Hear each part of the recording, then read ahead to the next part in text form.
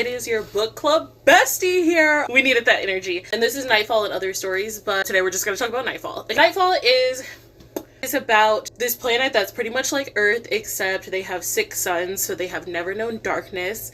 And one day, 1, 2, 3, 4, 5 suns are gone. It's the end of the world because the 6th sun is setting and the people don't know what that means, okay? They're terrified, they're not ready for it. Make a reference to the book of Revelations, which if you don't know is the final book in the Bible. It doesn't directly translate, nor is it like the current day book of Revelations. As a Christian, I don't necessarily love that because I feel like you could allude to it so we know that that's what you're referring to in modern day. One of my favorite things about this book is while you're talking about like the influences of them not knowing darkness, when it comes to them growing up, their fears of the darkness, how that correlates to like claustrophobia, people kind of seek is like this idea of darkness, so they go to amusement parks and stuff in darkness. Like they kind of see it as like that phenomenon where they want to scare themselves because they're kind of in control of it, so they kind of find it like fun and amusing. And one thing that I completely forgot about until I read this book, I don't want to speak for all of us, but I feel like 99.99% of us were afraid of the dark at one point when we came out the womb, okay? And then like eventually your parents just kind of like train it out of you and you get over it. And I forgot about that part of my childhood. I was like, oh my god. So they're like, wow,